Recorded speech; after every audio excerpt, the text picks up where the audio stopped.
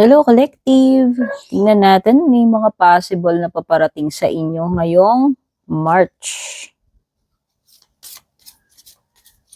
Kung nakarating sa iyo itong reading na to, maaaring para sa iyo yung mga messages dito. Uy, ang ganda, manifestations. Kung ano man itong mga magagandang minamanifest mo, maaaring ngayong March ay mapasa iyo ito. Ayan, especially kung meron kang mga wishes. Ayan, your wishes could manifest right before your eyes. So, maaaring may katuparan sa iyong mga wishes or mga positive na minamanifest at gustong i-claim.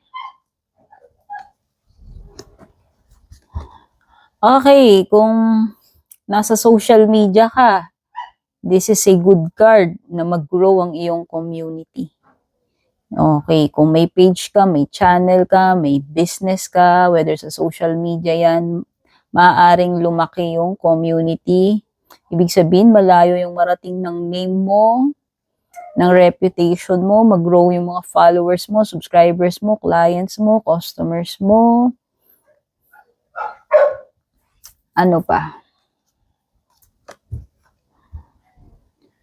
Pathway, this is light at the end of the tunnel eh. So, ang feeling ko, kung ano man yung mga matagal mo nang kinakalbaryo, meron ka mang mga pinagdaraanan, matagal na, no, maaaring naabot tanaw na yung light at the end of the tunnel. Meaning, kung ito ay mga crisis or whatever na mahirap na pinagdadaanan mo, malapit nang matapos yan. No? Ibig sabihin ng light at the end of the tunnel dito is may natatanaw na pag-asa. Malapit nang maabot yung hangganan, malapit nang maabot yung destination or goal, or malapit nang matapos yan, ano man yang bagay na yan or pinagdadaanan mo na yan. Ano pa ibang paparating sa'yo?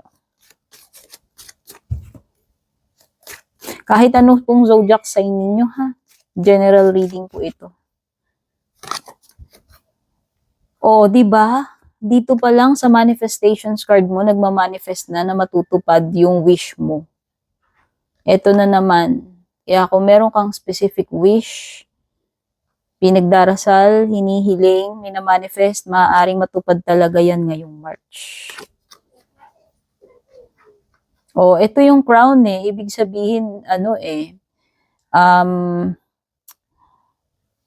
marireceive mo yung gusto mong status. Mararating mo yung status mo na yan, malalagay ka sa spotlight. Sabi nga dyan, parang lalawak yung community mo.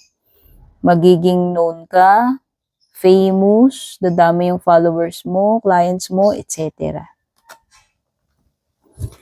Makukuha mo yung yung limelight, yung spotlight, yung attention na deserve mo. And sinasabi dito, pwedeng honor and respect din yung ma-receive mo.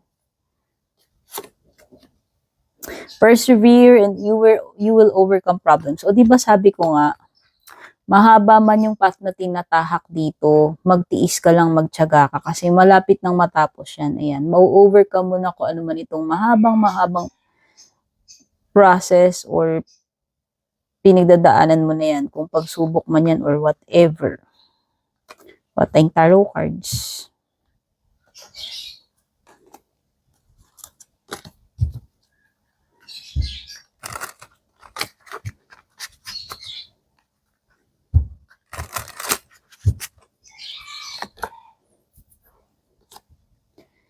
Okay, yung iba dito, ito na yung moment na makakabangon na kayo. So, kung ano man crisis or mahirap na pinagdaanan ninyo, marirebuild nyo na eh. Marirebuild nyo na yung buhay ninyo eh. Makakabangon na uli. Ibig sabihin, makaka-bounce back na uli, makakabalik na uli, makaka-recover na. So, ano mang crisis yan, financial crisis, love crisis, health crisis, whatever, career crisis, eto na yon na makakabangon ka na uli, makakabawi ka na uli, marirebuild mo na uli. By the way, ito ay card ng rebuilding ng relationship din. Kung meron man kayong pinagdaanan sa relationship nyo, ito na yon na maaari nyo pang ma-rebuild yung relationship. Or negosyo, limbawa, natalo ka, nalugi ka, nakaranas ka ng betrayal, pagkabigo, yan din yun. No? Na makakabangon ka uli, makaka-recover ka. Okay, lakas ng energy ng marirebuild, tsaka may pagbabalik by the way. Meron mang nag-end na connection dito, pwedeng magkaroon ng rekindling, reconnection. Kung meron mang umalis ng ghost, maaaring bumalik yung person na yan. Basta merong something na manunumbalik, tao man ito or situation or bagay. Okay? Mga zodiac signs na lumilitaw, merong Gemini, Libra, Aquarius, or Virgo.